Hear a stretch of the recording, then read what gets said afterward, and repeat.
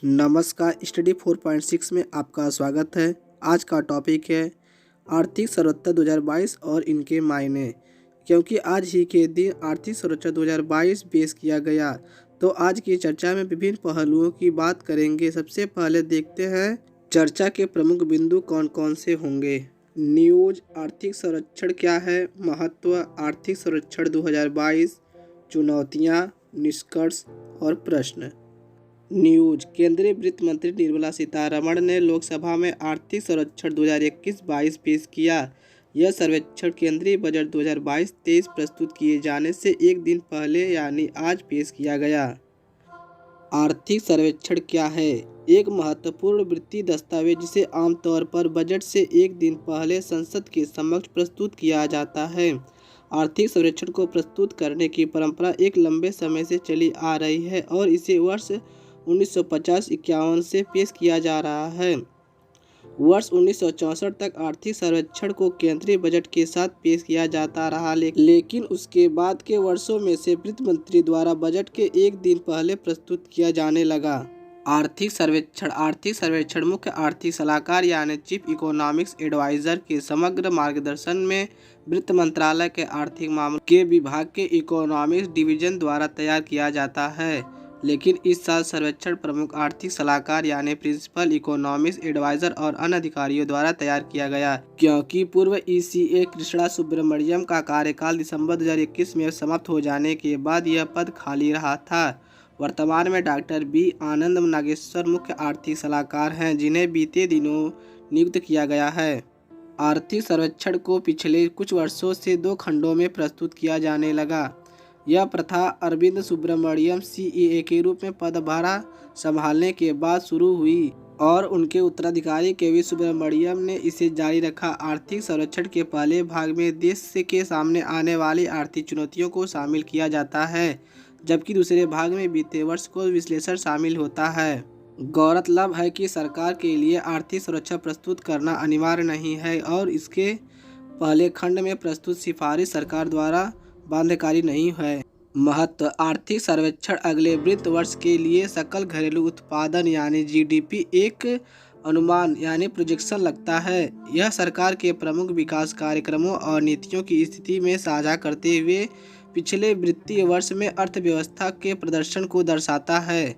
आर्थिक सर्वेक्षण पिछले वित्तीय वर्ष में सभी क्षेत्र औद्योगिक, कृषि, औद्योगिक उत्पादन, रोजगार, कीमती, निर्यात आदि के विस्तृत सांख्यिकी डेटा का विश्लेषण प्रदान करके भारत में आर्थिक विकास की समीक्षा करता है। यह सर्वेक्षण अगले वित्तीय वर्ष के लिए देश की प्राथमिक और किन क्षेत्रों पर अधिक जोर देने का आवश्यकता है उसको समझकर केंद्रीय बजट की बेहतर समझ प्रदान करने भी मदद करता है। आर्थिक सर्वेक्षण 2022 प्रमुख बिंदु। इस बार के सर्वे में आने वाले वित्तीय वर्ष के लिए 8 से 8.5 की अधिक वृद्धि का अनुमान लगाया गया है, जो चालू वित्त मंत्री वर्ष में अनुमानित 9.2 की वृद्धि से नीचे है। अगले वित्तीय वर्ष में आपूर्ति पक्ष में सुधार, पंजीकृत व्यय और निर्यात की विकास में प्रमुख भूमिका होगी। वित्तीय वर्ष 2021-22 के लिए कृषि विकास 3.9% और औद्योगिक विकास 11.8% पर देखा गया है। कोविड महामारी से कृषि और संबद्ध क्षेत्र सबसे कम प्रभावित हुए हैं और वित्त वर्ष 2021-22 में इसके 3.9 बढ़ाने पर अनुमान है, जो पिछले वर्ष 3.6 रहा। सेवा क्षेत्र महामारी से सबसे अधिक प्रभावित हुआ है, विशेष रूप से ऐसे सेगमेंट जिसमें मानव संपर्क की जरूरत है। पिछले वर्ष के 8.4 के संकुचन के बाद इस वित्तीय वर्ष में इस क्षेत्र में 8.2% बढ़ाने का अनुमान लगाया गया है। सरकारी खर्च से महत्वपूर्ण योगदान के साथ 2021-22 में कुल खपत में 7.0% की वृद्धि होने का अनुमान है। पिछले 6 वर्षों में भारत में स्टार्टअप का उल्लेखनीय विकास हुआ है। नए मान्यता प्राप्त स्टार्टअप्स की संख्या 2016-17 में केवल 733 से बढ़कर 2021-22 में 14,000 से अधिक हो गई है। नतीजतन भारत अमेरिका और चीन के बाद दुनिया का तीसरा सबसे बड़ा स्टार्टअप इकोसिस्टम बन गया है। इसके अलावा 2021 में 44 भारतीय स्टार्टअप्स में यूनिकॉर्न का दर्जा हासिल किया है, जिसमें भारत में यूनिकॉर्न की कुल संख्या 83 हो गई है और इसमें अधिकांश सेवा क्षेत्र में है।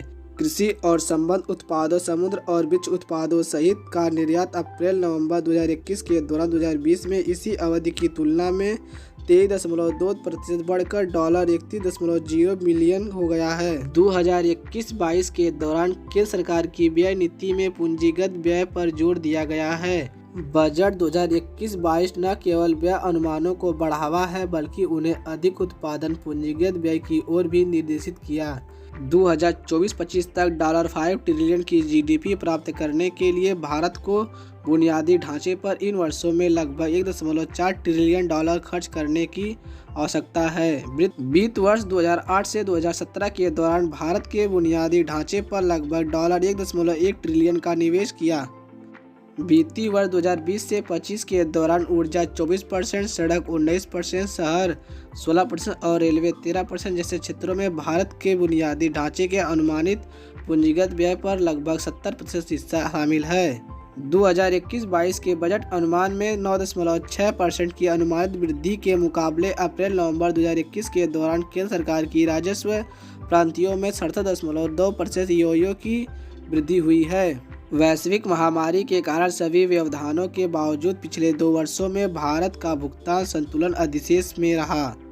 चुनौतियां अर्थव्यवस्था में अतिरिक्त तरलता और एक रुकी हुई इंसॉल्वेंसी प्रक्रिया वित्तीय प्रणाली के लिए दीर्घकालीन जोखिम ला सकती है। खनिज की सकुशल आपूर्ति से खनिजों की कीमतों में वृद्धि की संभावना, लगातार मुद्रास्फीति, नौकरियों की अनिश्चितता, सीमांत किसानों की उत्पादकता में सुधार करने की आवश्यकता, अर्थव्यवस्था में सभी क्षेत्रों में विकास में संतुलन की चुनौती। निष्कर्ष सर्वे में आने वाले बजट को समझने में सहायक मिलेगी। आने वाले बजट महामारी के बाद भारतीय अर्थव्यवस्था के महत्वपूर्ण क्षेत्रों को ध्यान में रखकर बनाया जाएगा। इसकी जानकारी हम आर्थिक सर्वेक्षण के जरिए प्राप्त कर सकते हैं। प्रश्न, आर्थिक सर्वेक्षण क्या है? इस साल के सर्वेक्षण के प्रमुख बिंदुओं पर चर्चा करते हुए बताइए कि बजट प्रस्तुत किए जाने से पहले इसे पेश करने का क्या निहितार्थ है।